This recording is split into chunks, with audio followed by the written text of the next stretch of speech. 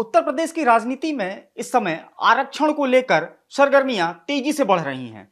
और आखिर ऐसा हो भी क्यों ना, क्योंकि आने वाले समय में 10 सीटों पर उपचुनाव जो होने हैं और इन उपचुनाव को जो है सभी पार्टियां एक सेमीफाइनल के तौर पर लेकर चल रही हैं। तो वहीं इसमें जो है भारतीय जनता पार्टी के साथ साथ जो गठबंधन है, विपक्षी गठबंधन यानी कि इंडिया गठबंधन, उसमें खासतौर से समाजवादी पार्टी और कांग्रेस की दोस्ती का लिटमस टेस्ट भी होना है। और सबसे बड़ा टेस्ट तो अखिलेश यादव का होना है कि जिस पीडीए के सहारे 2024 में वो कांग्रेस को साथ लेकर उत्तर प्रदेश में उन्होंने अपना झंडा गाड़ दिया, क्या उपचुनाव में भी वो उसको दोहरा सकते हैं? या उपचुनाव ये भी बताने के लिए है कि क्या अखिलेश यादव का पीडीए वाला जो दांव था, क्या उत्तर प्रदेश के जब विधानसभा के चुनाव होंगे तो वो भी कारगर साबित होगा? ये बात इसलिए भी की जा रही है क्योंकि आरक्षण को लेकर जाहिर तौर पे जिस तरीके से सुप्रीम कोर्ट का फैसला आया आरक्षण में सब डिवीजन को लेकर, और उसके बाद मायावती ने जैसे ही उस फैसले की मुखालफत की और लगातार उसमें मायावती लगातार जो है इस पे बातें कर रही हैं और इसको जो है रिव्यू पिटीशन के तौर पे बात कर रही हैं, कभी सरकार से मांग कर रही हैं कि वो सदन के अंदर जो है इस पे बिल लाए। और अब जबकि सदन का सत्र खत्म हो चुका है तो सरकार की मंशा पर भी और खासतौर से प्रधानमंत्री नरेंद्र मोदी की मंशा पर भी सवाल उठा रही हैं। लेकिन इसी बीच सुप्रीम कोर्ट का फैसला आने के 11 दिन बाद अखिलेश यादव ने आरक्षण को लेकर ट्वीट किया। तो जाहिर तौर पर जब अखिलेश यादव ने ट्वीट किया तो राजनीतिक सरगर्मियां और तेज हो गईं। और इसको लेकर लोग दो सवाल भी अखिलेश यादव से पूछ रहे हैं, खासतौर से अखिलेश यादव की इस टाइमिंग को लेकर। और सबसे बड़ी चीज यह है कि लोग यह भी कह रहे हैं कि क्या मायावती ने अखिलेश यादव को मजबूर कर दिया आरक्षण पर बात करने के लिए, या फिर लोग ये भी कह रहे हैं कि आखिर अखिलेश यादव इस आरक्षण के सहारे अपना कौन सा राजनीतिक हित साधने की कोशिश कर रहे हैं। तो सबसे पहले बात कर लेते हैं अखिलेश यादव के उस ट्वीट की जो कि फैसला आने के 11 दिन बाद आया है, जिसपे मायावती लगातार बोल रही थी। तो अखिलेश ने जो ट्वीट किया है वो कुछ इस तरीके से है, किसी भी प्रकार के आरक्षण का मूल उद्देश्य उपेक्षित समाज का सशक्तिकरण होना चाहिए, न कि उस समाज का विभाजन या विघटन। इससे आरक्षण के मूल सिद्धांत की अवहेलना होती है। वहीं इसी ट्वीट में अखिलेश आगे जोड़ते हैं कि अनगिनत पीढ़ियों से चले आ रहे भेदभाव और मौका की गैर बराबरी की खाई चंद पीढ़ियों में आए परिवर्तनों से पार्टी नहीं जा सकती। आरक्षण शोषित वंचित समाज को सशक्त और सबल करने का संवैधानिक मार्ग है। इससे में बदलाव अगर आएगा तो इसके प्रावधानों को बदलने की आवश्यकता नहीं है।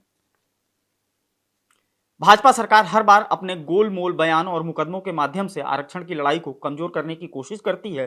फिर जब पीडीए के विभिन्न घटकों का दबाव पड़ता है तो दिखावटी सहानुभूति दिखाकर पीछे हटने का नाटक भी करती है। भाजपा की अंदरूनी सोच सदैव आरक्षण विरोधी रही है, इसलिए भाजपा पर से 90% पीडीए समाज का भरोसा लगातार गिरता जा रहा है। आरक्षण के मुद्दे पर भाजपा की विश्वसनीयता शून्य हो चुकी है। अखिलेश यादव आगे लिखते हैं कि पीडीए के लिए संविधान संजीवनी है तो आरक्षण प्राणवायु।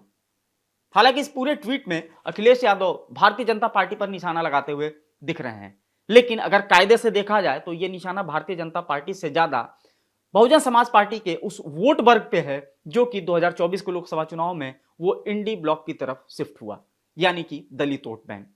मायावती पिछले दिनों जो है लगातार इसको लेकर सक्रियता दिखा रही थी। उन्होंने अभी हाल ही में प्रेस कॉन्फ्रेंस लखनऊ में की और उसको लेकर सरकार की मंशा के साथ साथ सुप्रीम कोर्ट से भी रिव्यू करने की मांग की, और साथ में बहुत बड़ी बात कह दी कि इससे जो आरक्षित वर्ग है उसके अंदर भी एक दूसरे के प्रति मनमुटाव की भावना बढ़ेगी, यानी कि उसमें भी विभाजन होगा। तो कहीं ना कहीं अब मायावती ने जो प्लान बनाया उसके हिसाब से जो मायावती की जो पिछली प्रेस कॉन्फ्रेंस थी उसकी प्रतियां कार्यकर्ता लेकर हर एक नागरिक के घर में जाएंगे और उसको बांटेंगे। साथ ही साथ ग्राम सभा स्तर पर मायावती आरक्षण को लेकर बड़ी चौपाल करने का निर्देश दे चुकी हैं कि कार्यकर्ता ग्राम सभाओं में जाए और वहां पे इस तरीके के चौपाल का आयोजन करें और साथ ही साथ पार्टी की इस मुद्दे पर जो मंशा है वो लोगों को बताएं। अब उसके बाद जो है अखिलेश यादव जो लगातार अभी तक इस मुद्दे पर मौन थे वो भी सक्रिय हो गए। उन्होंने ये ट्वीट किया जो मैंने अभी पढ़कर आपको सुनाया। आखिर इसके पीछे दोनों लोग यानी कि मायावती और अखिलेश की मंशा क्या है इसको जानना बहुत जरूरी है। जहां एक तरफ बहुजन समाज पार्टी 2024 के लोकसभा चुनाव में अपने घटते जनाधार को लेकर लगातार अब चिंतित दिख रही है, क्योंकि 2024 का जब जनादेश आया तो उत्तर प्रदेश में ये पार्टी 0 सीटों पर सिमट गई, और यही नहीं जो कि वोटिंग परसेंटेज था वो भी 10% के नीचे आ गया। तो जाहिर तौर पर अब बेचैनी बनती भी है, क्योंकि दाव पे जो लगा हुआ है वो राष्ट्रीय पार्टी का जो सिंबल है, यानी कि राष्ट्रीय पार्टी का जो दावा है बहुजन समाज पार्टी का, वो दाव पे लगा हुआ है। तो उसको बचाने के लिए मायावती को लगता है कि फिर से जो ये दलित वोटर्स है उनको अपने साथ जोड़ना होगा। और वहीं दूसरी तरफ अखिलेश यादव हैं, जिस पीडीए के सहारे उसमें जिसमें डी जो है वो दलित के लिए उन्होंने जोड़ा। वो दलित वोटर संविधान बचाने के नाम पर जो नैरेटिव सेट किया गया इंडिया ब्लॉक की तरफ से, उसके तहत वो लोकसभा चुनाव में जरूर इनकी तरफ शिफ्ट हुआ है, यानी कि वो मायावती को छोड़कर समाजवादी पार्टी और कांग्रेस की तरफ शिफ्ट हुआ। अब उसको बचाना अखिलेश यादव की चुनौती है, क्योंकि अखिलेश यादव ये अब समझ चुके हैं कि सिर्फ एम और वाई यानी कि मुस्लिम और यादव फैक्टर के सहारे उत्तर प्रदेश में चुनाव नहीं जीता जा सकता, और इसके लिए जरूरी है कि हर वर्ग का साथ मिले, और खासतौर से दलितों का।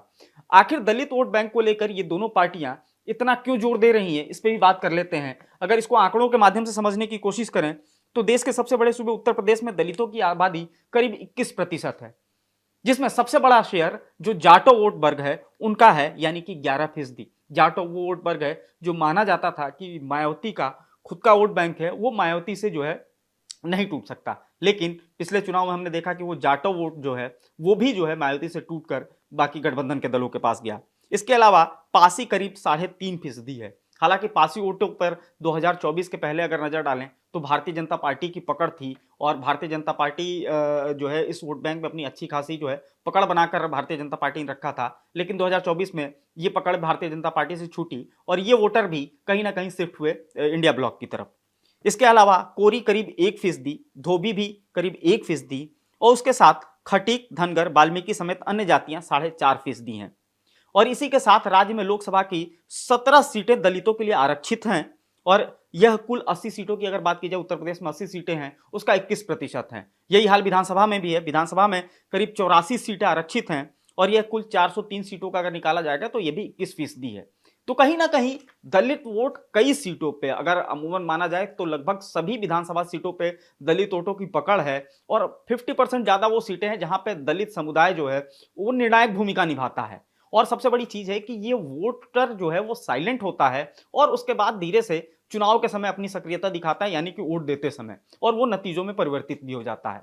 बहुजन समाज पार्टी इसी दलित वोटों के सहारे उत्तर प्रदेश में लगातार जो है टॉप पर रही। 2007 में पूर्ण बहुमत की सरकार आई, लेकिन धीरे धीरे इस वोट बैंक में पहले भारतीय जनता पार्टी ने सेंध लगाई, और उसके बाद अब जो है 2024 के लोकसभा चुनाव के बाद जो है पीडीए का नारा देकर जिस तरीके से समाजवादी पार्टी और कांग्रेस ने सेंध लगाई, उसी की वजह से मायावती अब चिंतित हो गई हैं। हालांकि मायावती की चिंता कारण सिर्फ अखिलेश यादव और कांग्रेस ही नहीं, अब एक दूसरा रहनुमा जो दलितों के बनने की कोशिश कर रहे हैं, यानी कि चंद्रशेखर आजाद, वो भी लड़ाई में है। और पिछले समय से अगर खबरों पर नजर डालें तो बहुजन समाज पार्टी के कई कोऑर्डिनेटर्स पार्टी छोड़कर अब आजाद समाज पार्टी की तरफ रुख कर रहे हैं। तो कहीं ना कहीं ये भी एक चिंता का विषय मायावती के लिए है, और यही वजह है कि मायावती एक बार फिर से फ्रंट फुट पर दलितों का मुद्दा लेकर, यानी कि आरक्षण के मुद्दे को लेकर आगे बढ़ रही हैं। वहीं दूसरी तरफ अखिलेश यादव को भी चौतरफा लड़ाई लड़नी है, क्योंकि दलित वोटर्स की अगर बात करें तो ये वोटर कभी भी जो है किसी अन्य पार्टी के साथ परमानेंटली होल्ड पर नहीं रहा।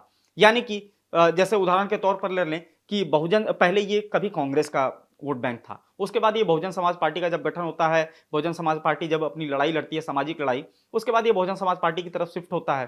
फिर उसके बाद ये कहीं ना कहीं कम या ज्यादा ये समाजवादी पार्टी की तरफ भी आता है, फिर उसके बाद भारतीय जनता पार्टी की तरफ से होता हुआ फिर वापस कांग्रेस और समाजवादी पार्टी की तरफ चला जाता है। तो सबसे बड़ी चुनौती अखिलेश यादव के लिए यही है कि इस फ्लोटिंग वोट को जो है अपने पास होल्ड करना, क्योंकि माना यही जाता रहा है कि उत्तर प्रदेश में ये वोटर जो है ये इस पे जो है एकाधिकार सिर्फ बहुजन समाज पार्टी यानी कि मायावती का है। लेकिन समय के साथ ये बंधन भी टूटे, और ये वोट बैंक जो है लगातार अलग अलग जो है दलों के साथ रहा, और यही वजह रही कि बसपा की सरकार लगातार जाने के बाद उसकी लगातार जो वोटिंग ग्राफ है उसमें लगातार गिरावट आई। हालांकि अखिलेश के लिए अब ये ज्यादा चुनौती भरा है, क्योंकि भारतीय जनता पार्टी ने जो है जिस तरीके से इस मुद्दे को लेकर आश्वासन भारतीय जनता पार्टी की तरफ से दिया जा रहा, खासतौर से प्रधानमंत्री नरेंद्र मोदी, और अब जो है संगठन को भी एक्टिव किए जाने की बात आ रही है। तो कहीं ना कहीं इस वोट बैंक पर पकड़ मजबूत रखना ये एक बहुत बड़ी चुनौती है अखिलेश यादव के लिए, और यही वजह है कि अखिलेश यादव ने 11 दिन के बाद जो फैसला आने के बाद अपनी चुप्पी तोड़ी और आरक्षण को प्राणवायु बताया। तो कहीं ना कहीं अब उत्तर प्रदेश की जो राजनीति है आने वाले समय में आपको खासतौर से उपचुनाव से पहले ये आपको दलित जो वोटर्स हैं उनके इर्द गिर्द उनके मुद्दों पर, आरक्षण के मुद्दों पर घूमती हुई दिखाई दे। और यहाँ पे भारतीय जनता पार्टी की बेचैनी बढ़ सकती है, क्योंकि एक तरफ से बहुजन समाज पार्टी अटैक करेगी तो वहीं दूसरी तरफ से समाजवादी पार्टी और कांग्रेस भी अटैक करेंगे। अब देखने वाला होगा कि आने वाले समय में अब आखिर ये दलित वोटर क्या वापस मायावती के पास जाता है या फिर वो पीडीए का नारा बुलंद कर रहे अखिलेश यादव के साथ रहकर अखिलेश यादव को मजबूती प्रदान करेगा। फिलहाल आप फॉलो करते रहे हमारे डिजिटल प्लेटफॉर्म डेली लाइन को।